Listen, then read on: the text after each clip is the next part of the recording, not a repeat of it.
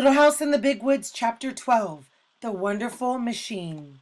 Next day, Pa cut the threads from several bundles of the oats and brought the clean, bright yellow straws to Ma. She put them in a tub of water to soften them and keep them soft. Then she sat in the chair by the side of the tub and braided the straws. She took up several of them, knotted their ends together, and began to braid. The straws were different lengths, and when she came near the end of one straw, she put a new long one from the tub in its place and went on braiding. She let the end of the braid fall back into the water and kept on braiding till she had many yards of braid. All her spare time for days she was braiding straws. She made a fine, narrow, smooth braid using 7 of the smallest straws. She used 9 larger straws for a wider braid and made it notched all along the edges. And from the very largest straws, she made the widest braid of all. When all the straws were braided, she threaded a needle with strong white thread, and beginning at the end of a braid, she sewed it round and round, holding the braid so it would lie flat after it was sewed. This made a little mat, and Ma said it was the top of the crown of a hat. And here's an example of that. You can see the braided straw and how it's making a mat, but it's going to be the top of a hat. Then she held the braid tighter on one edge and kept on sewing it around and around. The braid drew in and made the sides of the crown. When the crown was high enough, Ma held the braid loosely again as she kept on sewing around, and the braid lay flat and was the hat brim. So this is what the finished product is going to be. When the brim was wide enough, Ma cut the braid and sewed the end fast so that it could not unbraid itself. Ma sewed hats for Mary and Laura of the finest, narrowest braid. For Pa and for herself, she made hats of the wider, notched braid. That was Pa's Sunday hat. Then she made him 2 everyday hats of the coarser, widest braid. When she finished a hat, Ma set it on a board to dry, shaping it nicely as she did so, and when it dried, it stayed in the shape she gave it.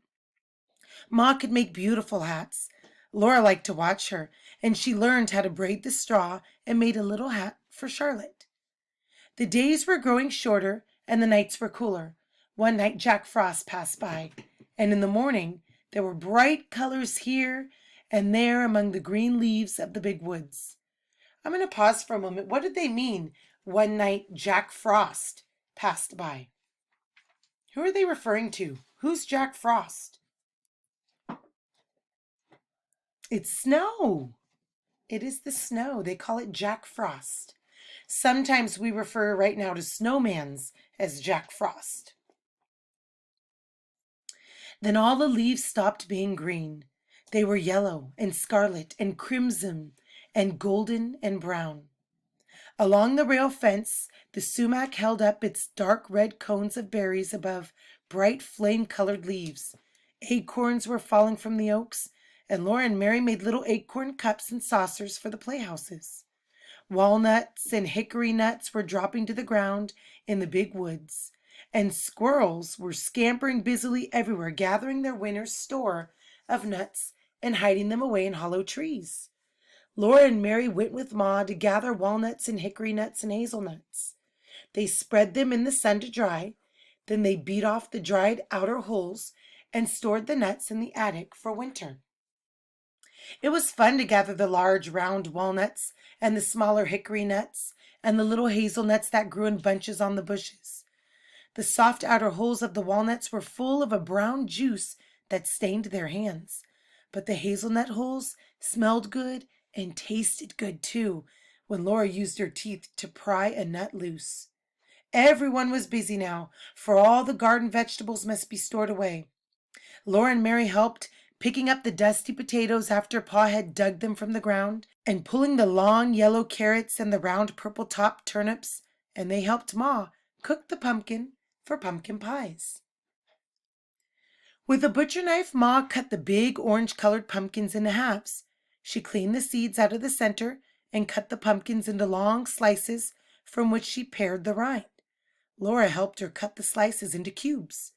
Ma put the cubes into the big iron pot on the stove poured in some water, and then watched while the pumpkin slowly boiled down all day long. All the water and the juice must be boiled away, and the pumpkin must never burn. The pumpkin was a thick, dark, good-smelling mass in the kettle. It did not boil like water, but bubbles came up in it and suddenly exploded, leaving holes that closed quickly. Every time a bubble exploded, the rich, hot pumpkin smell came out. Laura stood on a chair and watched the pumpkin for Ma, and stirred it with a wooden paddle. She held the paddle in both hands and stirred carefully, because if the pumpkin burned, there wouldn't be any pumpkin pies. For dinner they ate the stewed pumpkin with their bread. They made it into pretty shapes on their plates. It was a beautiful color, and smoothed and molded so prettily with their knives. Ma never allowed them to play with their food at the table. They must always eat nicely everything that was set before them, leaving nothing on their plates. But she did let them make the rich, brown, stewed pumpkin into pretty shapes before they ate it. At other times, they had baked Hubbard squash for dinner.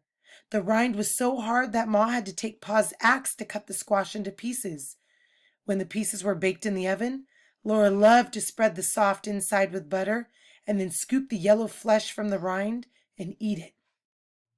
For supper now, they often had hulled corn and milk. That was good too. It was so good that Laura could hardly wait for the corn to be ready.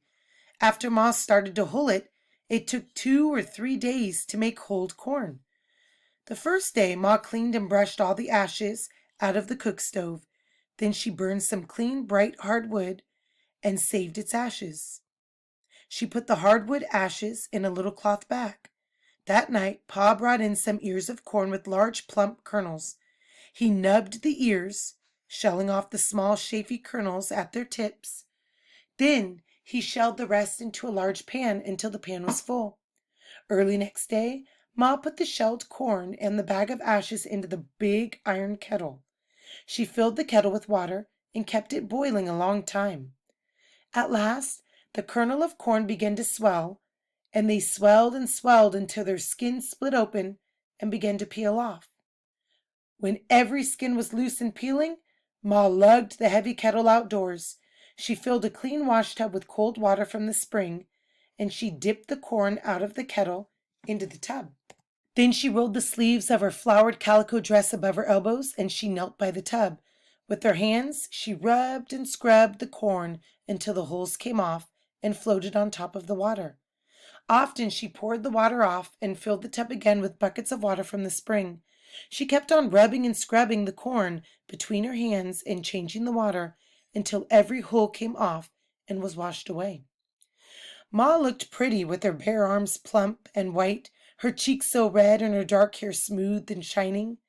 While she scrubbed and rubbed the corn in the clear water, she never splashed one drop of water on her pretty dress. When at last the corn was done, Ma put all the soft white kernels in a big jar in the pantry. Then at last they had hulled corn and milk for supper. Sometimes they had hulled corn for breakfast with maple syrup, and sometimes Ma fried the soft kernels in pork drippings, but Laura liked them best with milk. Autumn was great fun. There was so much work to do, so many good things to eat, so many new things to see. Laura was scampering and chattering like the squirrels from morning to night. One frosty morning, a machine came up the road. 4 horses were pulling it, and 2 men were on it. The horses hauled it into the field where Pa and Uncle Henry and Grandpa and Mr. Peterson had stacked their wheat. 2 more men drove after it, another smaller machine. Pa called to Ma that the threshers had come. Then he hurried out to the field with his team. Laura and Mary asked Ma, and then they ran out to the field after him. They might watch if they were careful not to get in the way. Uncle Henry came riding up and tied his horse to a tree. Then he and Pa hitched all the other horses, 8 of them, to the smaller machine. They hitched each team to the end of a long stick that came out from the center of the machine. A long iron rod lay along the ground from this machine to the big machine. Afterward, Laura and Mary asked questions, and Pa told them that the big machine was called the Separator, and the rod was called the tumbling rod, and the little machine was called the horsepower. 8 horses were hitched to it and made it go. So this was an 8 horse-powered machine. A man sat on top of the horsepower, and when everything was ready, he clucked to the horses and they began to go. They walked around him in a circle, each team pulling on the long stick to which it was hitched, and following the team ahead. As they went around, they stopped carefully over Tumbling Rod, which was tumbling over and over on the ground. Their pulling made the tumbling rod keep rolling over, and the rod moved the machinery off the separator, which stood beside the stack of wheat. All this machinery made an enormous racket, rackety, banging and clanging. Laura and Mary held tight to each other's hand at the edge of the field and watched with all their eyes. They had never seen a machine before. They had never heard such a racket. Pa and Uncle Henry on top of the wheat stack were pitching bundles down onto a board. A man stood at the board and cut the bands on the bundles and crowded the bundles, one at a time, into a hole at the end of the separator. The hole looked like the separator's mouth, and it had long iron teeth. The teeth were chewing.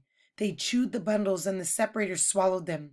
Straw blew out at the separator's other end, and wheat poured out of its side. Two men were working fast, trampling the straw and building it into a stack. One man was working fast, sacking the pouring grain.